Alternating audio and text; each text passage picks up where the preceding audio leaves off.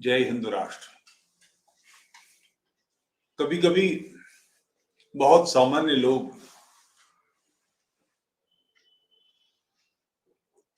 दिशा दे देते हैं, दिशा दिखा देते हैं। ऐसे ही कई बार छोटे से देश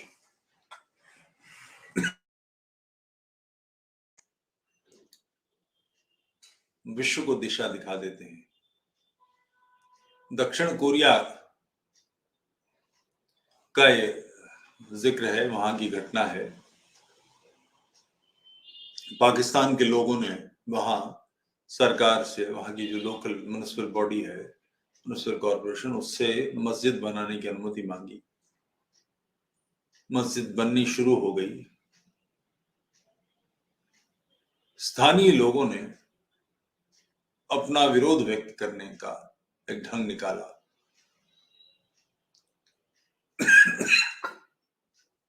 ढंग ये कि उन्होंने, एक तो ये ध्यान रहे कि कोरिया और इस सारे क्षेत्र में पोर्क बहुत खाया जाता है, यानी सुअर।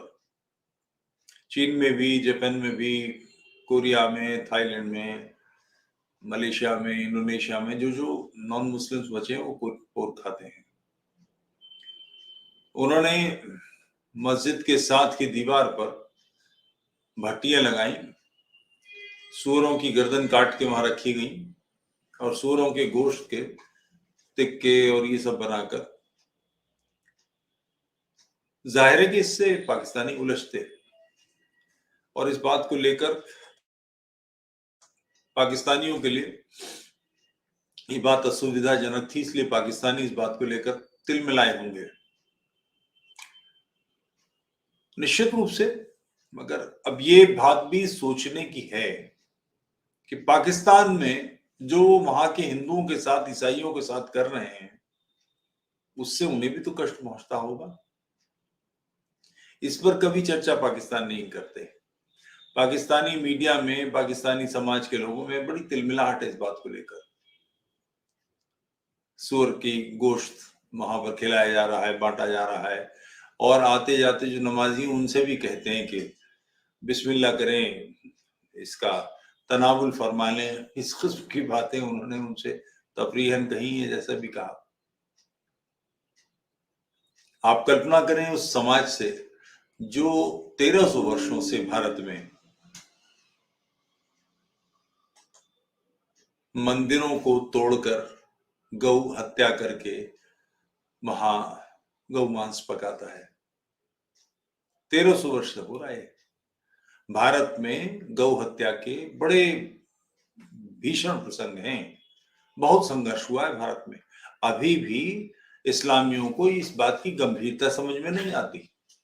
मैं किसी और की बात नहीं करता, जो भारत के मुसलमान हैं, एक्स मुस्लिम, पाकिस्तान के नहीं, भारत के भी जो एक्स मुस्लिम हैं, उनको भी बीफ की गंभीरता नहीं समझ में आती कि हमारे लिए वो कितना बड़ा इशू है। उसको बड़ी सहजता से लेते हैं। उनको लगता है खाने पीने की चीजों में विरोध हो रहा है। तो ये रास्ता दिखा दिया कि ठीक है, तुमको बीफ में कोई आनंद आता है तो ठीक है, सूअर के टिक्के खाओ, या हम तुम्हारे सामने बैठ के खा रहे हैं। ये एक बड़ा हंगामा है, क्योंकि दीन बंधुओं का, इस्लामियों का, शांति दूतों का अपने चिंतन में, अपने मत में ऐसा दृढ़ता से विश्वास है कि वो अपने रास्ते को सही समझते हैं और दूसरे सबको गलत समझते हैं। पाकिस्तान में जो, जिसे आज पाकिस्तान कहते हैं, जब विभाजन हुआ था तो कम से कम 11% हिंदू थे। कम से कम इसलिए कह रहा हूं क्योंकि जो प्रिंसली स्टेट्स थी उनमें जनगणना नहीं हुई थी। यानी 1941 की जो जनगणना है वो प्रिंसली स्टेट्स में नहीं हुई थी, और पाकिस्तान के उस सिंध में कई प्रिंसली स्टेट्स थी जिनमें गणना नहीं हुई थी। तो कम से कम 11% थे। आज 1% बचे हैं। यानी कब 3 से 4 करोड़ लोग मार दिए गए, या मुसलमान बना लिए गए, या देश छोड़ के भाग गए। सूअर के 3-4 सर, सूअर पकाने वाली 2-3 भट्टियां बर्दाश्त नहीं हो रही। करोड़ों लोग मार डाले आपने। बांग्लादेश की भी ये स्थिति है, करोड़ों लोग मार दिए। 30% से अधिक थे वहां, आज 7% है। आप जो कर रहे हैं, जैसा काम कर रहे हैं, जो जिस सिक्के में दुनिया को भुगतान दे रहे हैं, दुनिया उसे उसी सिक्के में लौटा रही है। इस बात को समझना चाहिए। ये जो मानसिकता है कि हम जो कर रहे हैं, हमारी जीवन शैली, हमारा चिंतन वही सही है, बाकी सब गलत है।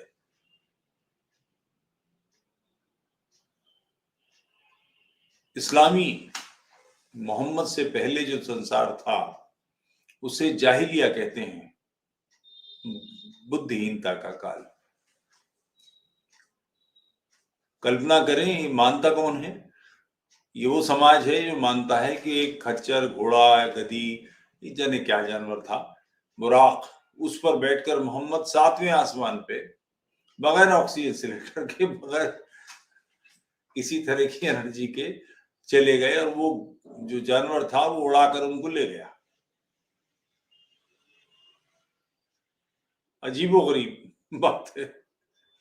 ऐसी मानसिकता वाले संसार को जाहिल मानते हैं। ऐसी किताब जिसमें, मैं कुरान की बात कर रहा हूं, जिसमें यह आयत है कि जुल्करनैन, जिसे वो अलेक्जेंडर कहते हैं, सिकंदर कहते हैं, उसने वो विजय करते करते आखिर उस जगह पहुंचा जहां सूरज एक कीचड़ भरे तालाब में डूबता है। इस समझ वाले लोग शेष संसार को जाहिलिया कहते हैं, जो ये मानते हैं कि सूरज अल्लाह के तख्त के नीचे शाम में छिप जाता है और सुबह अल्लाह उसे हुक्म देता है तो वो निकल के फिर उदय होता है। ये मानसिकता दूसरों को जाहिल मानती है। ये मानसिकता जो कहती है कि 6 दिन में अल्लाह ने दुनिया बनाई, उसके बाद सूरज चांद बनाए। सूरज चांद नहीं थे तो ये 6 दिन का अंदाजा कैसे होगा? दिन की वजह से, सूरज की वजह से दिन होता है। ऐसी ऐसी अक्लमंदी की बातें, बल्कि अक्लबंदी की बातें करने वाले लोग सारी दुनिया को जाहिल समझते हैं। तो मुश्ताक अहमद यूसुफी, जो पाकिस्तान के एक बड़े लेखक हैं व्यंग्य के, उनका कहना है कि जो चीज खोपड़ी में अक्ल के रास्ते घुसी नहीं, वो अक्ल के रास्ते निकले ही कैसे?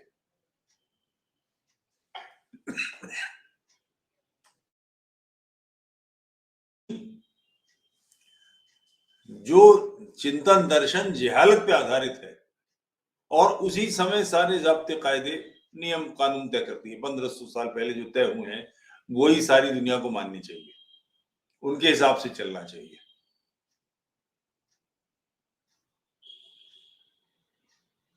उसके डूज और डूंट सारे उसी समय के नियमों से चलेंगे। वो लोग अपनी समझ से औरतों को पर्दा कराएंगे, हिजाब पहनाएंगे, फलाना काम करेंगे, अजीबोगरीब बातें करेंगे। तो उनको सुधारने का तरीका क्या है? संपूर्ण विश्व में जहां जहां गए, हत्याकांड, रक्तपात, बवाल, ऊधम, उत्पात, अभी जर्मनी में, फ्रांस में, इटली में, इंग्लैंड में, नीदरलैंड में, जहां जहां पहुंचे हैं, तलवार का जमाना नहीं है, उसके बावजूद रेप केसेस, छोटी छोटी लड़कियों को रेप करना, गैंग बना रखे हैं, क्योंकि उनका मानना है ये काफिर हैं और काफिरों के साथ अत्याचार का व्यवहार किया जा सकता है। इसके बावजूद कि वो देश उनको शरण दे रहे हैं, उनको व्यवस्था दे रहे हैं, खाने पीने का साधन दे रहे हैं, वहां जाकर शरीयत सूझती है, हलाल गोश्त सूझता है, मदरसे सूझते हैं, हिजाब सूझता है, एंडे बेंडे काम सारे करने हैं। लंदन में जो इस्लामी इलाके हैं उनमें जाके देखिए, दिल्ली 6 दिखाई दे जाएगा। अंगीठी रखी हैं, कबाब भून रहे हैं, बदबू फैली हुई है, कपड़े बाहर सुखा रखे हैं, बिल्कुल आपको ये लगेगा कि दिल्ली 6 का सा हाल है। जहां पर ही जाकर बस जाते हैं वहां पर प्रॉपर्टी का रेट गिर जाता है।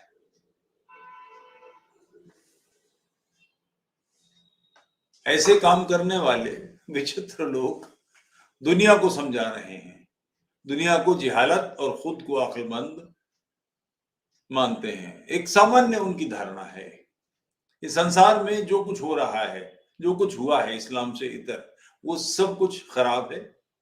उनके पास सही तरीका है। आजकल तो बहुत सारे 1-1 मिनट के वीडियोस आने लगे हैं, अद्भुत। पाकिस्तान के 14, 15, 16, 17 साल के ऐसे लड़के मसे भी नहीं भीगी हैं, उनसे पूछा जा रहा है हिंदुस्तान के बारे में, तो वो कह रहे हैं। पाकिस्तान के यूट्यूबर्स हैं, पाकिस्तान के चैनल हैं जो बना रहे हैं सारे वीडियो, और वो कह रहे हैं मार देना चाहिए, कत्ल कर देना चाहिए, दुश्मन है हमारे। क्यों? कारण क्या है? नहीं, उनको मार देना चाहिए। अजीबोगरीब मामला है। क्या पढ़ाया है, क्या सिखाया है, और यही सारी दुनिया में जब फैल रहे हैं, वहां सब जगह समस्या खड़ी हो रही है। कोई भी इस्लामी देश सभ्यता की जो कसौटियां हैं, पैमाने हैं, उस पर खरा नहीं उतरता। तो इनको समझाने का कौन सा तरीका है? यही साउथ अफ्रीका वाला, साउथ कोरिया वाला ढंग ही उनके काम का है। वो जो चीज नापसंद करते हैं, जिसका विरोध करते हैं, जिससे उनको असुविधा होती है, वही काम कीजिए, तभी उनके भेजे में घुसेगा। ये मैं आपसे एक मंत्र पढ़ता हूं, मंत्र जैसा कुछ पढ़ता हूं कि जब सावन बीत जाए तो घात में बैठो और जो भगवान शंकर को नहीं मानते उनके गले काट दो, उनकी उंगलियां छपक दो। आपको लगेगा मेरा दिमाग खराब हो गया है, मगर इस बात पर कुरान की जात पे आपको बुरा नहीं लगता, जो कहती है जब हराम महीने यानी पवित्र महीने बीत जाए तो काफिरों के, मुशरिकों के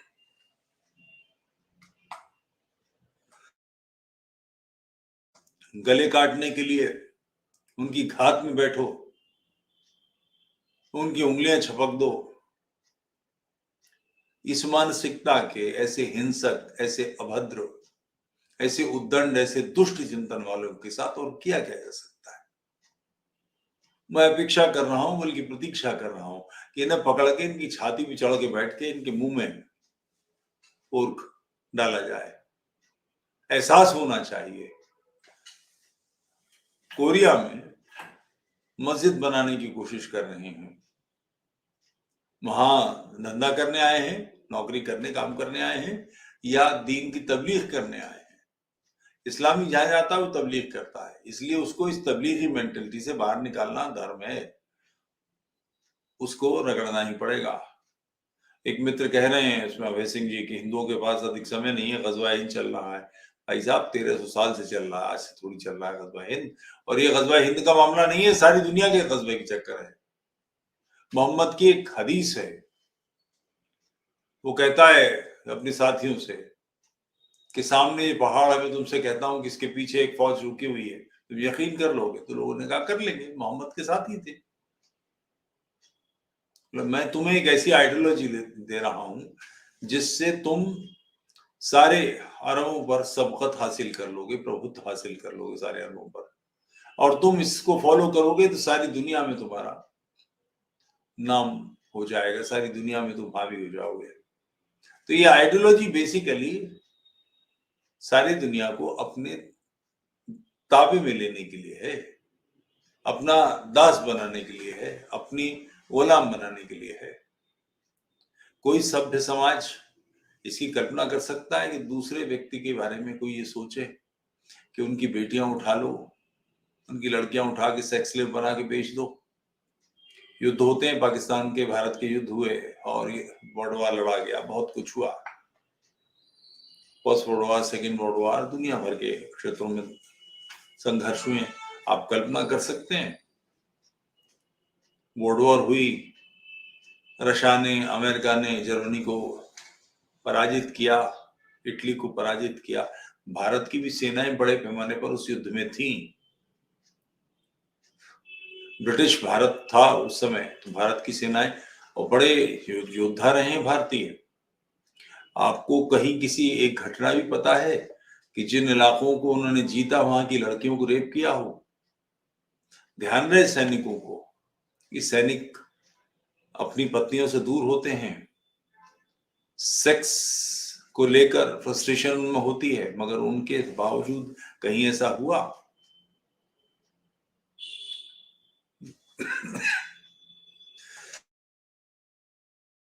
भारत ने 1971 में पाकिस्तान के एक बड़े हिस्से जो बाद में बांग्लादेश बना को पराजित किया।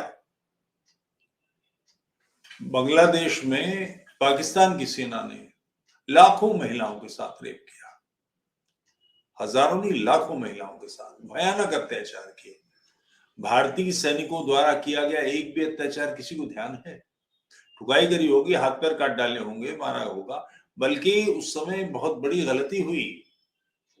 शाबीर सिंह जो थे, जिन्होंने बाद में स्वर्ण मंदिर की किलेबंदी की, जनरल थे वो, उन्होंने कहा था कि बांग्लादेश में जितने लोगों का समर्पण हुआ है इन्हें बांग्लादेशियों को सौंप दो, मार देंगे, सदैव के लिए आपस में संघर्ष खड़ा हो जाएगा। बंगाली कभी पाकिस्तानी भी भरोसा नहीं करेगा, पाकिस्तानी बंगाली भरोसा नहीं करेगा। मगर कुछ हमारे जनरल्स थे, इनमें मानेक शाह भी हैं, जो बौड़म लोग थे, उन्होंने कहा नहीं, हम सैनिक हैं, हम यूं नहीं करेंगे, वो नहीं करेंगे। वो सारे के सारे जो पकड़ के लाए गए उनको दामादों की तरह उनको बिरयानी खिलाई और फिर 4 से 8 महीने बाद छोड़ दिए गए। उन्हीं लोगों ने भारत में दुनिया भर के उपद्रव की योजनाएं बनाई। सैनिक के साथ शत्रुता का व्यवहार नहीं किया हमने, मगर वो सारी दुनिया में यही करते फिर रहे हैं। जहां जहां जा रहे हैं वहां ये हो रहा है। तो इनका इलाज क्या है? केवल इलाज यही है जो कोरिया ने हमको रास्ता दिखाया। बढ़िया वाली ठुकाई, छाती पे चढ़ के और खिलाना, सबको बांटना, मस्जिद के बाहर भट्टियां लगा के सूअर पका रहे। बुरा लगता है, मगर आप खुद कल्पना करें, मैं कहीं और की नोएडा की कह रहा हूँ, जो बड़ी मस्जिद है उसके आसपास देखिए, टिक्के पक रहे हैं, मांस के सब ढेर लगे हुए हैं, लोथड़े, कुत्ते छीने झपटी कर रहे हैं, आप निकल नहीं सकते, नरक बिल्कुल बन जाता है। जिस क्षेत्र में इस्लामी रहते हैं वो सारा क्षेत्र नरक बन जाता है। उनको सुधारने का एकमात्र तरीका है, तो जो समस्या का समाधान है वो यही है, बढ़िया वाला अच्छा काम, जोरदार काम, सारे संसार को समझना चाहिए कि यही करनी है।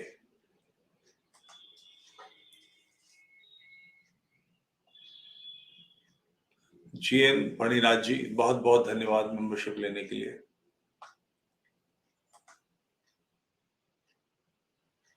पंडित जी प्रणाम। सब दिन चंगे, त्योहार दिन नंगे, निर्णय ही नहीं कर सकते। आप ठीक कह रहे हैं लवी त्यागी जी, बहुत बहुत धन्यवाद सहयोग के लिए। आप ठीक कह रहे हैं, मगर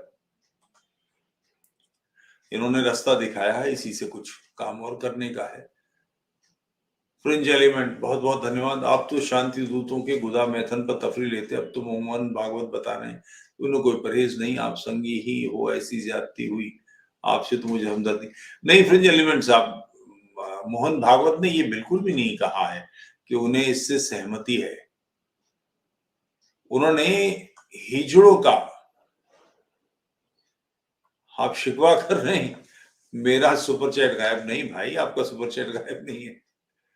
उन्होंने ये नहीं कहा है, उन्होंने सिर्फ ये कहा है कि हिजड़ों का, जो मैं समझ पाया हूं ये है कि इन हिजड़ों को, देखिए इनमें खलीफा होते हैं हिजड़ों के, इनका पूरा कुनबा होता है, और ये हिजड़े सेक्सुअली बहुत एक्टिव लोग हैं, इन लोगों के संबंध भी होते हैं, इनके शौहर बीवी ये सारी चीजें भी होती हैं। इन लोगों को बड़े पैमाने पर मुसलमान बना लिया जाता है, अपने लोगों को मुसलमान बनने से रोकने की शायद उनकी ये पहल है, ऐसा मुझे लगता है। उन्होंने बिल्कुल भी ऐसा नहीं कहा है कि वो होमोसेक्सुअलिटी के फेवर में, उनका कहना है और ये सच है, 2 से 8% भिन्न भिन्न प्रकार के सर्वे हैं, और कुछ सर्वे में 10% तक लोगों के अंदर होमोसेक्सुअलिटी सहज रूप से पाई जाती है। ये इस तरह की बात है। और यूरोप में, अमेरिका में, ऑस्ट्रेलिया में तो बड़ी सामान्य बात हो गई है। इसको कोई बड़ी गंभीरता से और विरोध में भी नहीं जाता। मैं ये नहीं कह रहा हूं कि ये ठीक है, न ही मोहन भागवत ने कहा है, मगर इनके स्थान होने चाहिए, इतनी बात कही है। मुझे लगता है कि मोहन भागवत को ये नहीं कहना चाहिए था। बहुत सारी बातें नहीं कहने की होती, चुप रहने का विषय भी है। इसमें क्या क्या ले लिया कह के, क्या मिलेगा, इस विषय को क्यों छेड़ा, ऐसा मेरा मानना है कि उन्हें ये छेड़ना नहीं चाहिए। और जो हंस डुम्बक का संदर्भ दिया है, तो वो संदर्भ, ये बहस में जा रहा हूं मैं, अननेसरी, मैं नॉर्मली लेता नहीं अभी, ठीक। हंस डिम्बक का संदर्भ दिया है, भागवत सनातन शास्त्रों का अपमान नहीं। सनातन शास्त्रों के संदर्भ में मतलब थोड़ा सा विचार करने का, महाभारत से तो संदर्भ निकलेगा। उत्तर भारत की महाभारत और दक्षिण भारत की महाभारत के बीच में 35-40 हजार श्लोकों का अंतर है। उत्तर भारत की महाभारत में 35-40 हजार श्लोक अधिक हैं। ये प्रक्षिप्त ग्रंथ है। प्रक्षिप्त मतलब इसमें मिलावट हुई है। ये सामने लोगों के नहीं आता है, चूंकि अब इसकी चर्चा नहीं है।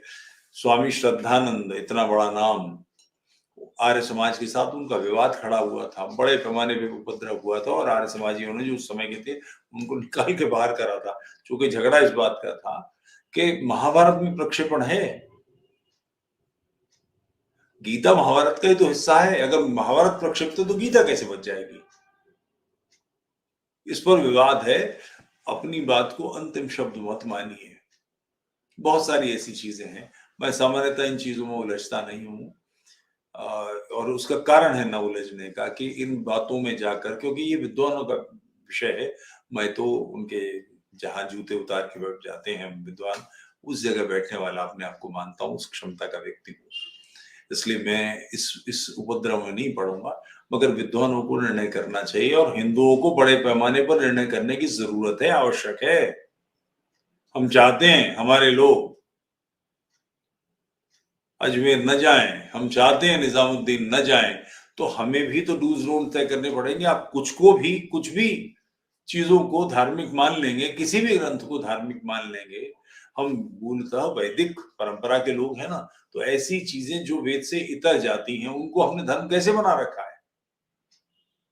हमारे यहाँ कठिनाई है कि हमारे लोग कुछ को भी, जो भी सामने आता है उसके सामने झुक जाते हैं।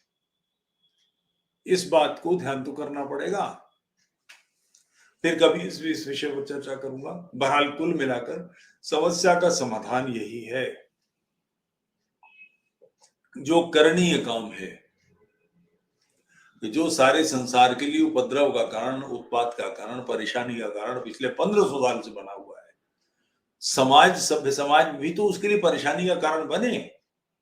यही इलाज है, और इसके अलावा कोई इलाज ही नहीं। आप जिन चीजों को हम नापसंद करते हैं, करने को अपना हक समझते हैं, तो आपकी नाक में खटखटा बांधना, आपकी धुन में खटखटा बांधना, आपकी नाक में बांस करना हमारा भी धर्म है। साउथ कोरिया ने ये रास्ता दिखाया है। यूट्यूब चैनल तूफैल चतुर्वेदी को लाइक कीजिए, सब्सक्राइब कीजिए, सपोर्ट कीजिए, मेंबरशिप लीजिए। 11-12 मार्च के लिए निमंत्रण मैंने आप सबको दिया ही है। इस समस्या के समाधान के लिए, कि राष्ट्र की समस्याओं के समाधान के लिए 2 दिन का विचार मंथन करेंगे हम लोग। मैं प्रयास कर रहा हूं, हो सकता है इसकी डेट कुछ आगे पीछे करनी हो, मगर मानसिक रूप से तैयारी रखिए। बौद्धिक लोग, ऐसे बौद्धिक लोग जो विमर्श में हिस्सा ले सकें और वहां से उठें 2 दिन बाद, तो उनके पास एक ब्लूप्रिंट हो कि हम समस्या के समाधान में अपना योगदान क्या दे सकते हैं। यह अनिवार्य कार्य है। जय हिंदू राष्ट्र।